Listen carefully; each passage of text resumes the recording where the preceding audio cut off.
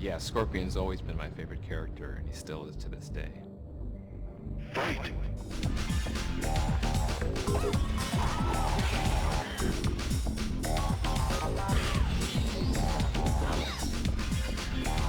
Playing Scorpion's cool. I mean, you get to be kind of just a little bit crazy, a little bit nuts. You know, it's like you're a ninja. How cool is that? I've played him in Sub-Zero mythologies. I did some motion capture for Scorpion, and I played him during some of our live events for Mortal Kombat. I am Scorpion. You killed me in cold blood. As a player, if I get a chance, I'll always pick Scorpion. His whole play style, it just kind of suits my style of gameplay. I'm proud to have been part of the Scorpion legacy throughout the years. The spear move has always been one of my favorite moves in all the Mortal Kombat games, and I don't think we've ever been able to top it. Get over here!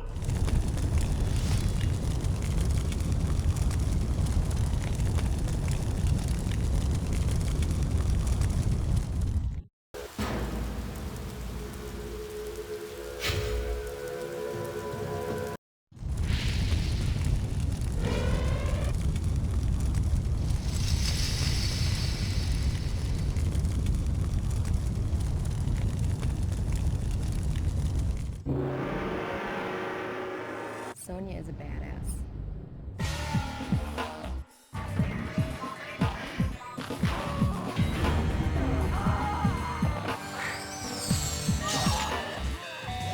Carrie was easily one of the best people we worked with in terms of actors playing the characters.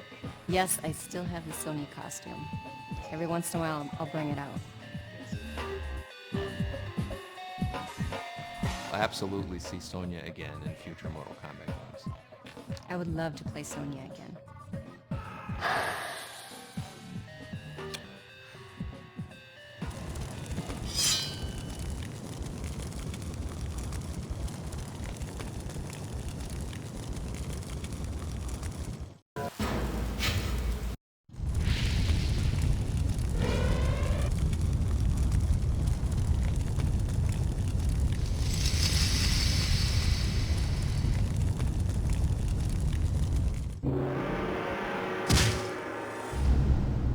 Kabal first made his appearance in MK3.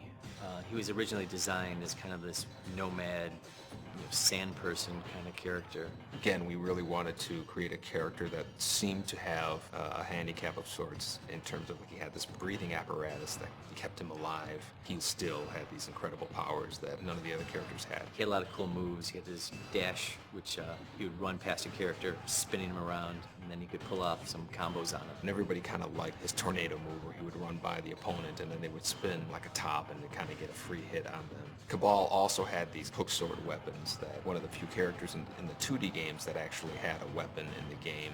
So that kind of made him stand out. He was actually one of the characters that was considered almost too powerful in Mortal Kombat 3. And we had to kind of tone him down for Ultimate Mortal Kombat 3.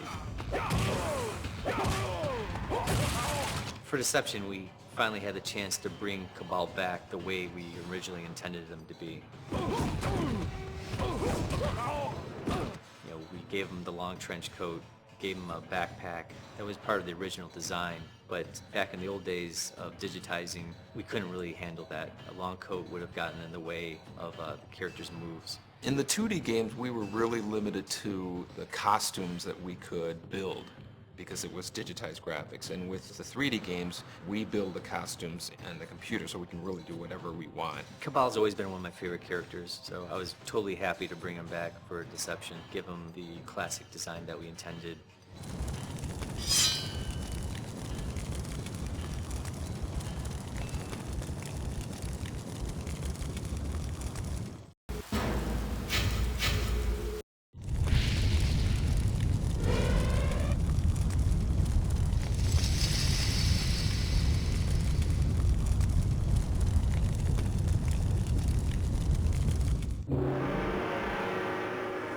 My name is John Turk, and I am Sub-Zero.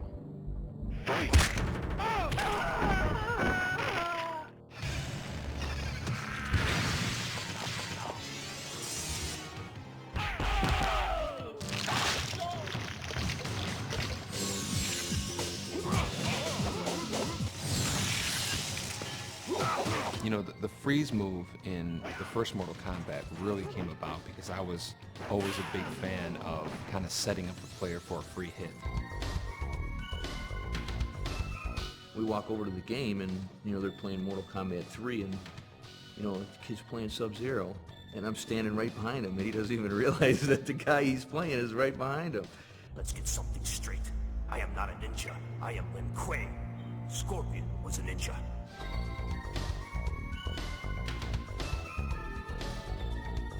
My martial arts style defined the character of Sub-Zero's based on the way I move. The way I kick, the way I punch, the way I turn, the way I move my leg when I do sweeps.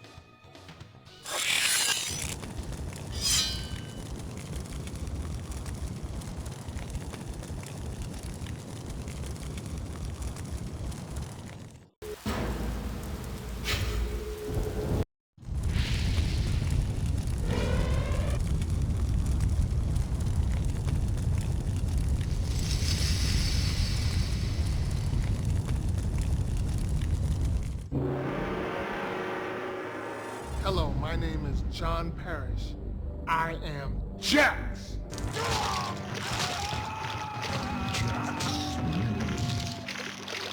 Fatality.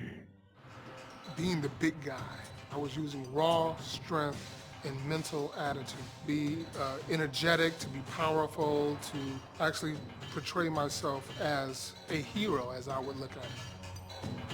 John Parrish was great to work with. He was really one of the easiest guys to work with in terms of being able to do all the moves and all of the special attacks. I am the real Jax. We worked with him throughout Mortal Kombat 2 and Mortal Kombat 3, and he did a lot of promotional stuff with us. It was really great. When he first put the makeup on my arms, it took him 6 hours to do total.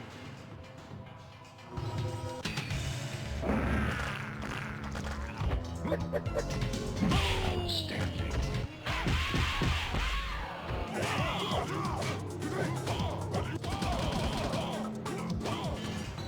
Actually, it feels great to be part of the Mortal Kombat legacy.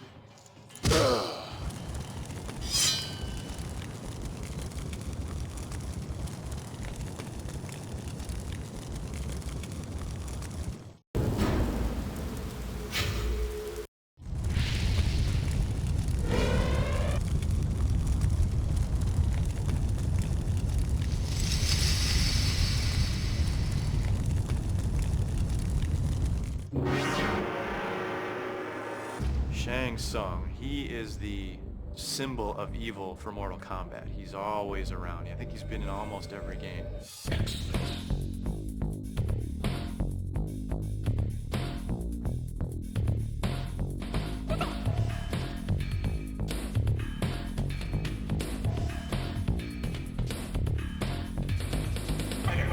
His job in Mortal Kombat 1 was to win Earthrealm for Shao Kahn. Shang Tsung's stance I thought was really unusual, and it was kind of like this. Very different, very unique from all the rest of the characters in the game. Kung Lao. Johnny Cage. Reptile.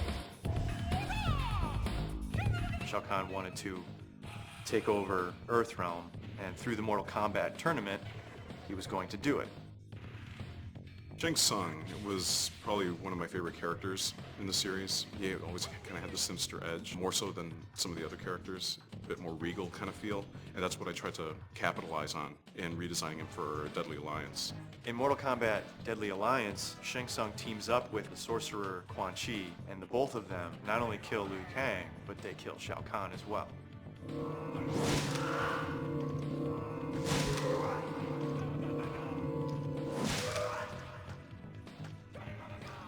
Shang Tsung wins. Fatality. Shang.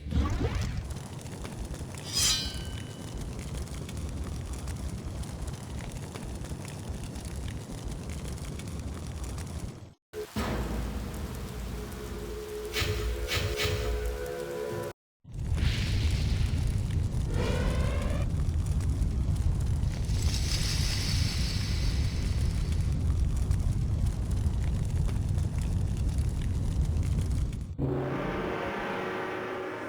name's Rich DeVizio, and I played Baraka in Mortal Kombat 2.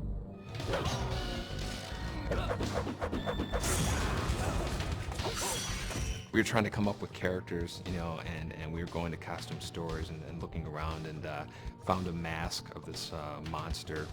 There was this very tight mask that I had to wear. You know, painted it up, you know, kind of made it all butchered up his face. And I just remember tons and tons of water just coming down my neck. And we took like, you know, fake nails and put them on for his teeth and spray painted them silver. This mask was skin tight. And those made up his teeth. And so people don't realize that, you know, this really scary creature is made up of, you know, a mask and some fake fingernails that were bought in a supermarket. That shoot was unbelievable. Baraka hasn't been in many Mortal Kombat games, but he's been a fan favorite for a long time.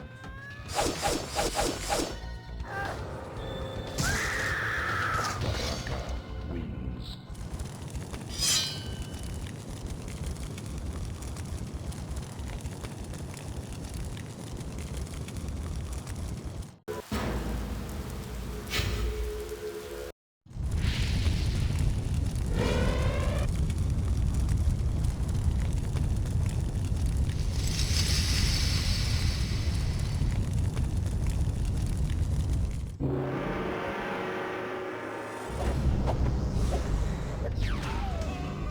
Melina was created because we needed to stretch the memory in our game again. We were out of memory.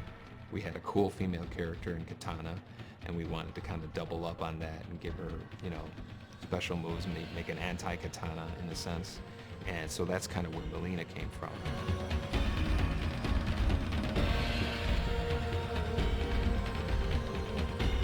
And so then with Melina, we had also introduced Baraka, so we wanted to make a tie with her because Baraka was a really bad character. So underneath the mask, Katana is really beautiful, and underneath Melina's mask is, you know, these really nasty teeth that were originally never on the costume, but we would just kind of draw them in on her fatalities.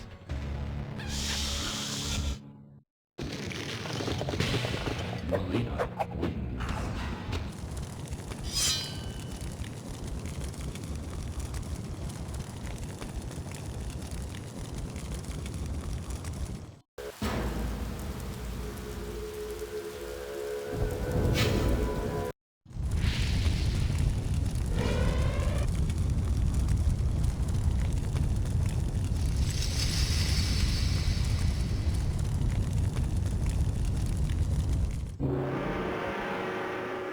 My name's Rich DeVizio. I played Kano in Mortal Kombat 1 and Mortal Kombat 3.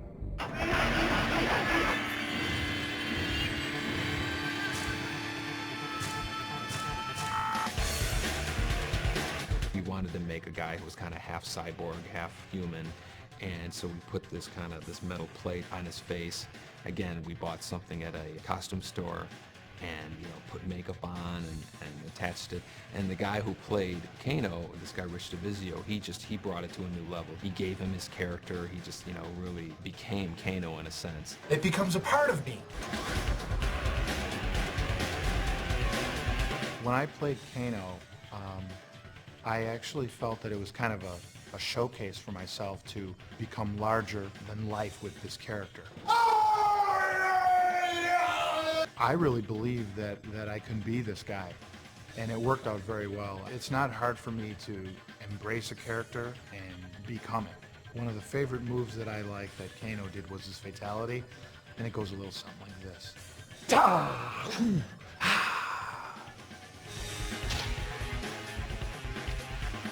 Kano wins!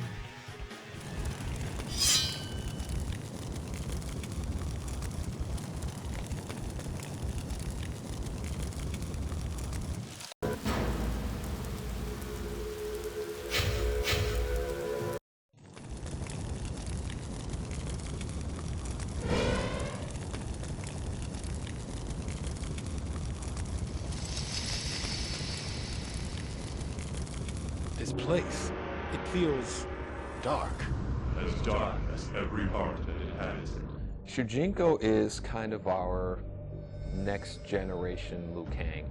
Through the conquest mode, you learn about Shujinko's past.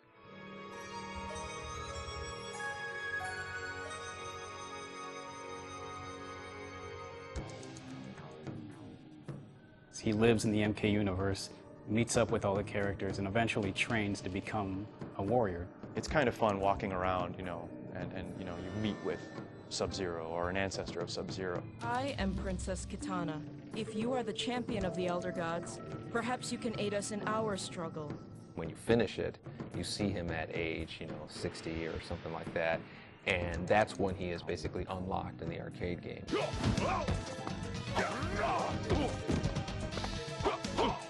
Shujinko wins.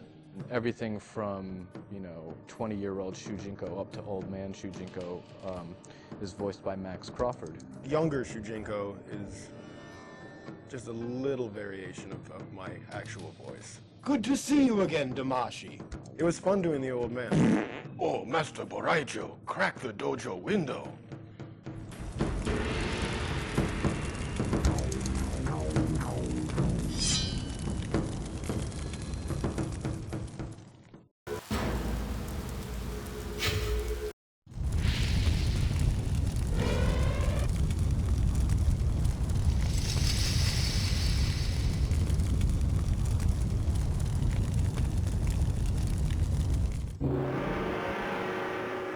I think that Nightwolf is your quintessential Native American icon.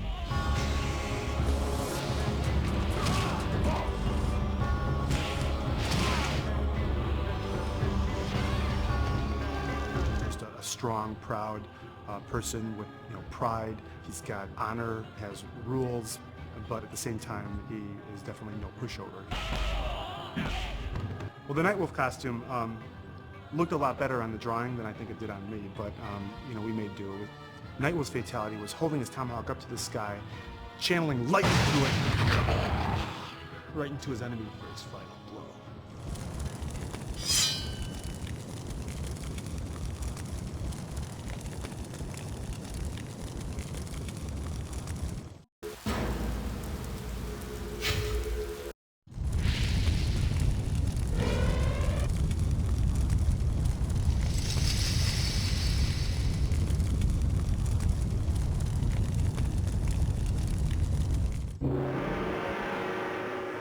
My name is Anthony Marquez, and I played Kung Lao.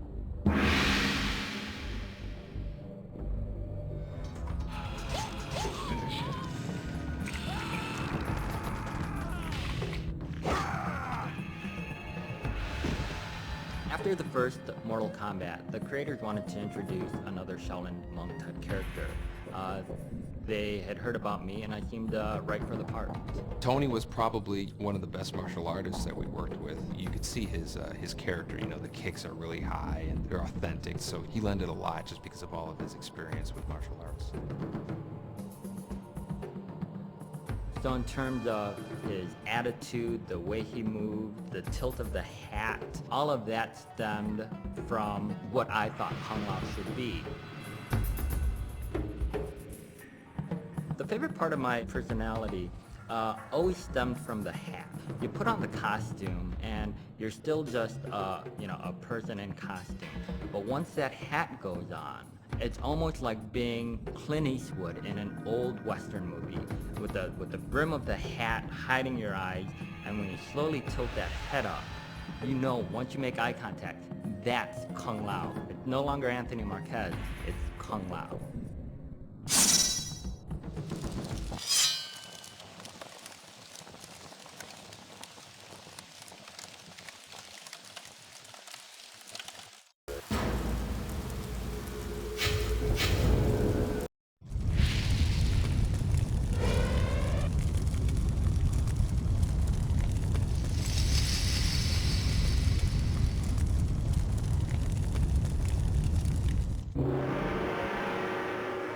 My first impression of seeing myself in the game, I was ecstatic because I knew it was me. I thought it was just awesome. God of Thunder and Lightning, that just kind of became what his thing was. And I think that was really kind of what inspired a lot of his special moves, was the fact that he was a god.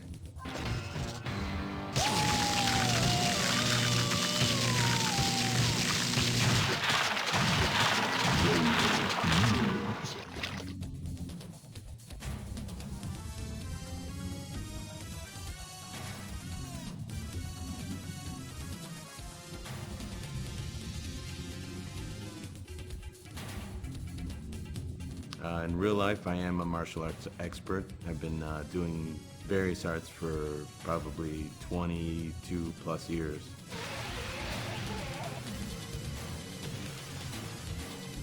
You know, I'm wearing this hat. Got that on. Got that action working. Yeah, the hat is gone. It was destroyed with one of the falls that Carlos took, and I don't think we've seen it ever since. Do I have the hat? No, I wish I did.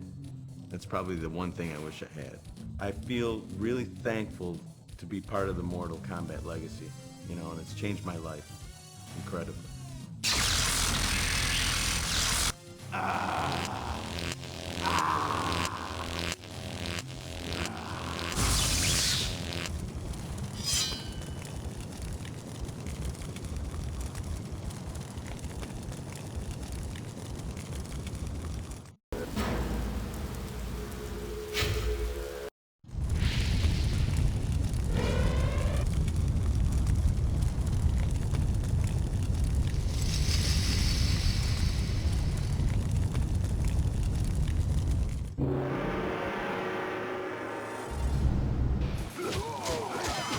I believe Kenshi's name in Japanese means sword saint. His storyline from his past is that he used to travel Japan and challenge experienced swordsmen and warriors just to defeat them so he could become the best in Japan. Eventually he lets his ego get the best of him, and so Shang Tsung gets him to open up this tomb of Kenshi's ancestors, which blinds Kenshi. Shang Tsung then absorbs these warrior souls and becomes stronger, and he leaves Kenshi for dead. Kenshi then realizes what has just happened, and now he's got a vendetta against Shang Tsung. His sword that he finds there in the tomb is actually his ancestor's sword.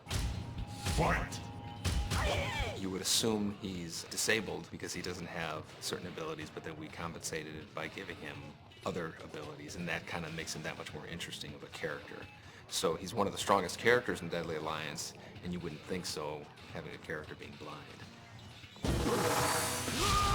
Kenshi basically has the ability to propel his opponents in various directions. Lift them up over his head and slam them on the ground, propel them behind him, push them forward. So it's really like he's a very powerful distance player where you have the ability to attack your opponent even when you're at great distances.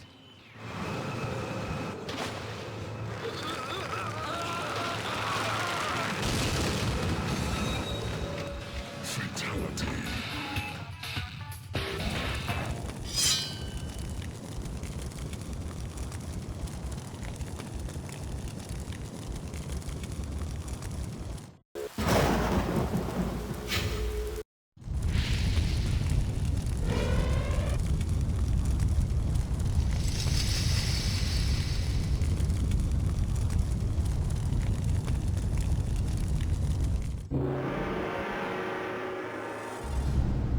Shao Kahn was the big bad guy in Mortal Kombat. Feel the power of Shao Kahn.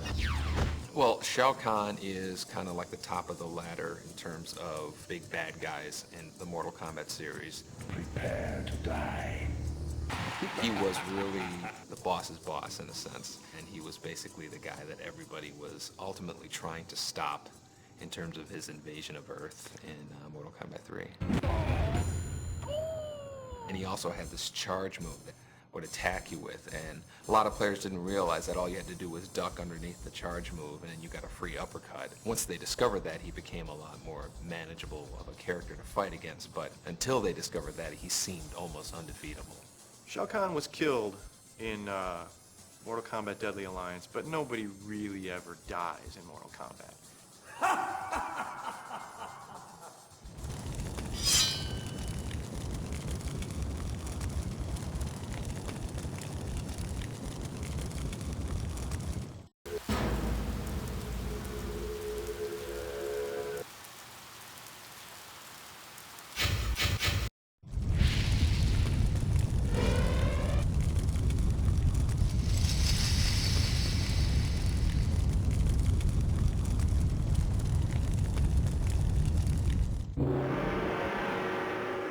for Deception, our goal was to really say, let's bring back the nostalgic characters, and obviously Sindel, Nightwolf, Baraka, Melina, all of those are in that category, and so we had to bring them back.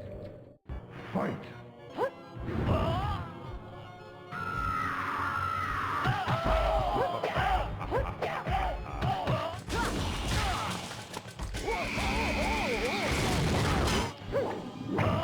The wig that we had in Mortal Kombat 3 for Sindel didn't have that much hair. We did a lot of After Effects touch-ups.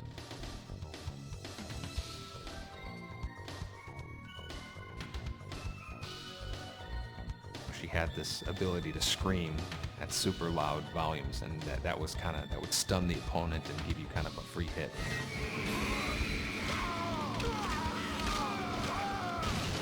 Sindel wins.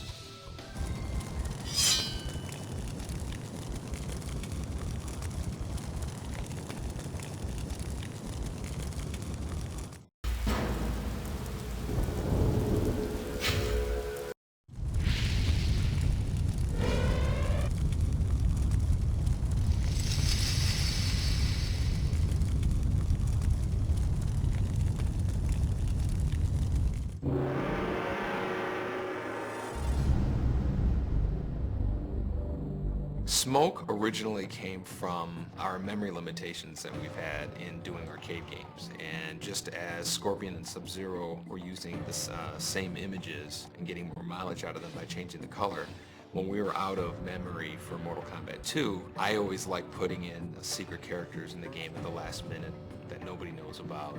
That was kind of like the origin of Smoke and Jade, where they were, just kind of like the alternate colored versions of Sub-Zero and Melina and Katana. He had a lot of cool moves as a robot. He had this grappling hook that would come out of his chest, and just had a lot of cool moves, which made him a player favorite. We brought Smoke back for Deception just because people have been asking about him for a while now. It was funny because a lot of fans like the ninja version, a lot of fans like the robot version, so we thought it would be a good idea to bring back both. Every one of our characters in Deception has kind of two costumes, and so for Smoke we decided we're going to have him be a normal ninja like people had seen him before in Mortal Kombat 2, and then also his Mortal Kombat 3 persona, which is kind of like the cybernetic ninja. Players can pick which one they want to play as.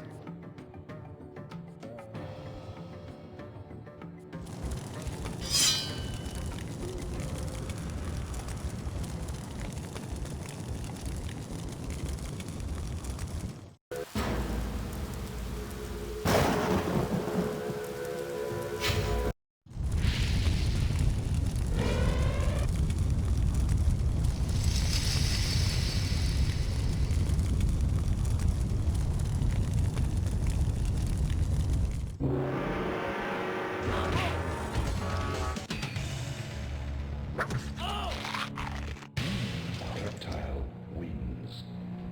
Fatality.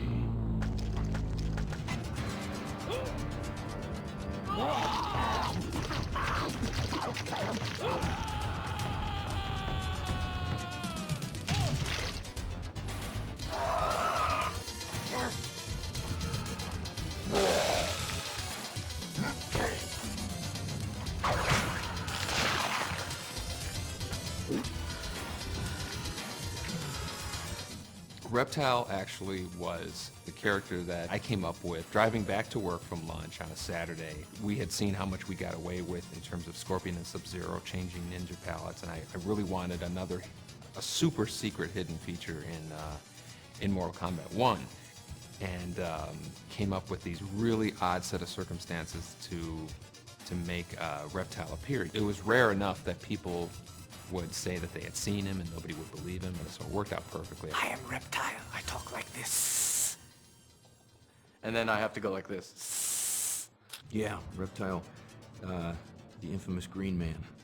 It was another one of those characters where they swapped some of the images from one character to another. I saw those moves that they told me to do that were for other characters, like for example the Force Ball, when I put my hands out and then a big ball comes rolling out.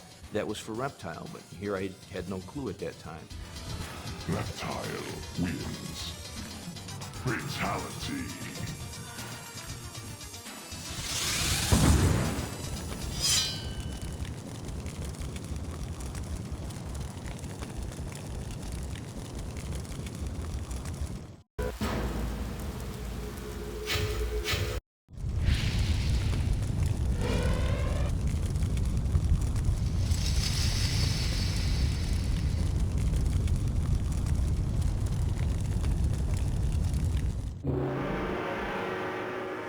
Well, I think Katana was really one of the favorite characters from Mortal Kombat 2. She was a new character. She had ridiculous combos that people, came up with that I had not even thought of. So when I saw people doing katana combos, in the corner, you knew there was something special because people were taking the game in a direction that you wouldn't even think of.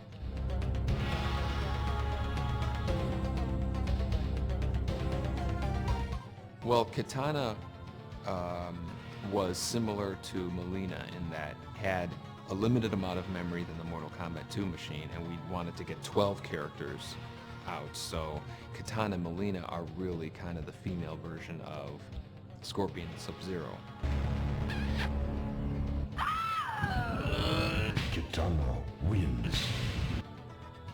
Flawless victory.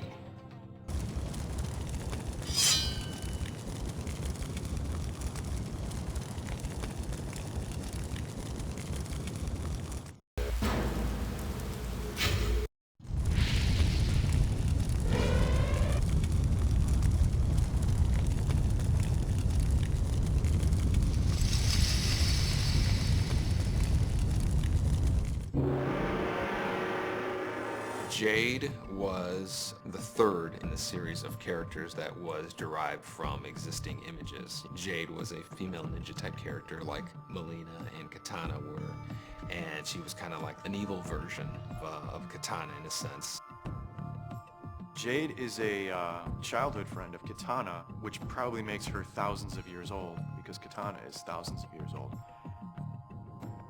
The approach we've taken with Jade in this game, in Mortal Kombat Deception, is that she's more of the stealthy ninja type of character. She's the one that sneaks around and gets information, and carries out covert activities. And I kind of like that about her. She's about getting things done, and she's very loyal. We wanted to give her something that separated her from Katana Melina, so we gave her the staff weapon that was her weapon in Mortal Kombat 3. Not many characters had weapons in Mortal Kombat 3. That was really what we wanted to do to separate her from Katana Melina.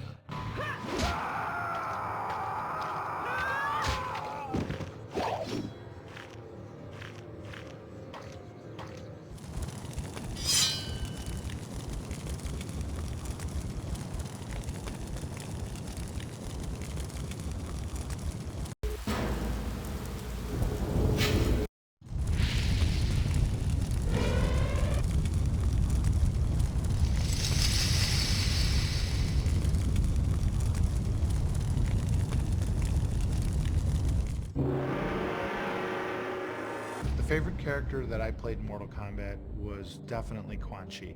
Do not fail! We have toyed with the ninja long enough. Quan Chi was a really interesting character because he was created for a game called Mortal Kombat Mythologies. You are responsible for this, sorcerer! Which was an adventure game that was being produced at the same time as we were doing Mortal Kombat 4. And so we thought it would be interesting to have him make an appearance in Mortal Kombat 4 as well as Mythologies, even though those two games happen in completely different parts of the Mortal Kombat timeline. Quan Chi is one of the most mystifying characters to me. We really don't know what his origins are other than he's from the Netherrealm and he's part of the Brotherhood of Shadow. Who knows how old he is? He could be as old as the Netherrealm itself. But he is definitely evil. He is definitely an evil guy. I think of him as the greatest sorcerer in the Mortal Kombat universe. I think of him as being even more powerful than Shang Tsung.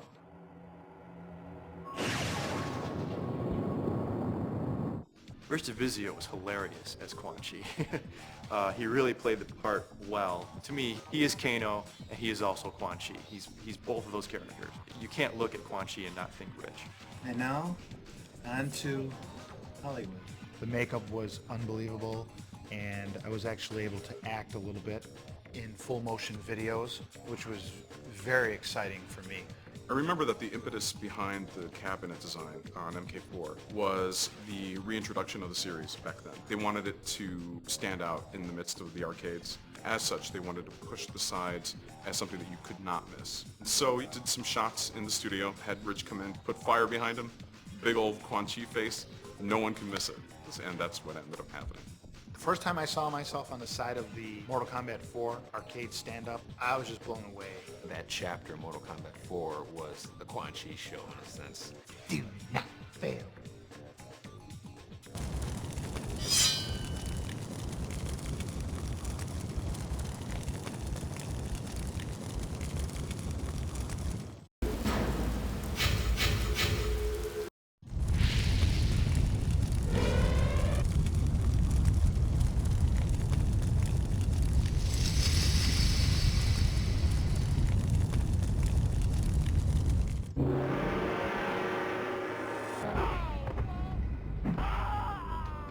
There were actually 2 Goro models made, and one was used for the actual game and it was posed and, you know, changed so much that it kind of fell apart over time. And I have one of the original Goro models that's stashed away at home.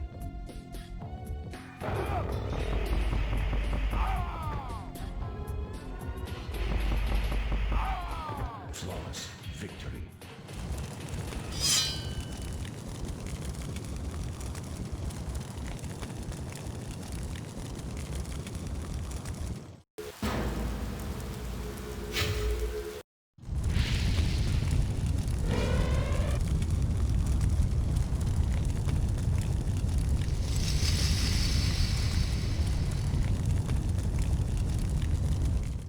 Fight! Finish him!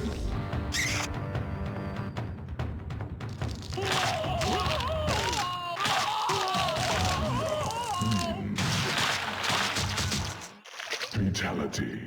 I guess not many people know that the Tanya character is named after my sister, who's named Tanya, and as well as my other sister's name is Sonia. Tanya is the daughter of an Edenian ambassador, but she has sided with the bad guys in previous games. She turned on Liu Kang in her ending in Mortal Kombat 4, that she, you know, sided with Shinnok, you know, and she sided with the Deadly Alliance even at one point. Now she's siding with the Dragon King, not so much because she wanted to, but because she was almost forced into it. She's an enemy of Jade and Kitana and Sindel, you know, because she's a traitor. She's a traitor to Edenia, she's a traitor to the realms, and she's, you know, not a good person. Tanya's always had her boomerang projectile move, which is one of the more outrageous projectile moves in the game. And we're giving her that boomerang move in Deception again. And in addition to that, she has a weapon. So she has a bigger arsenal of attacks than she did in the previous games. Let's finish him!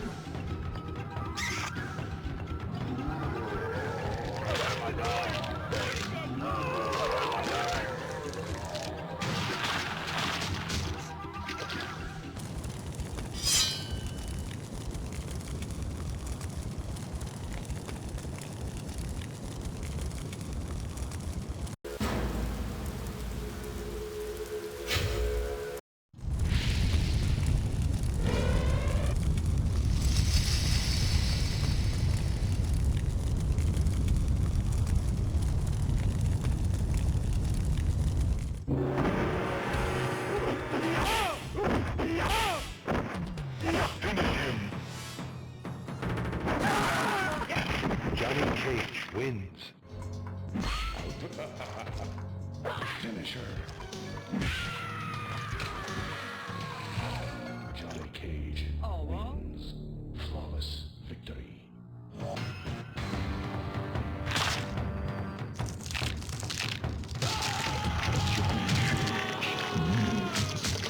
Fatality.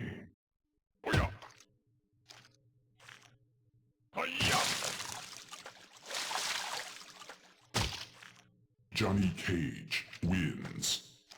Fatality. Johnny Cage was kind of like our version of a Hollywood action star.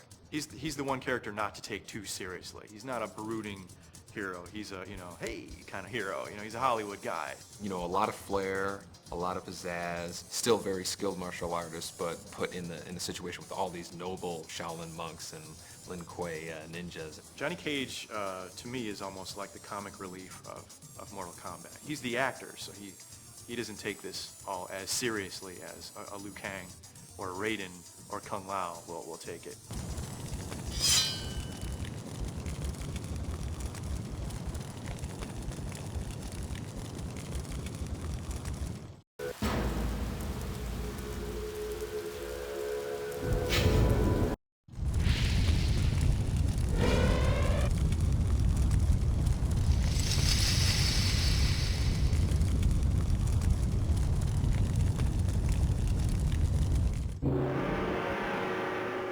Sector and Cyrax were unique in that they were mechanical and they were robotic.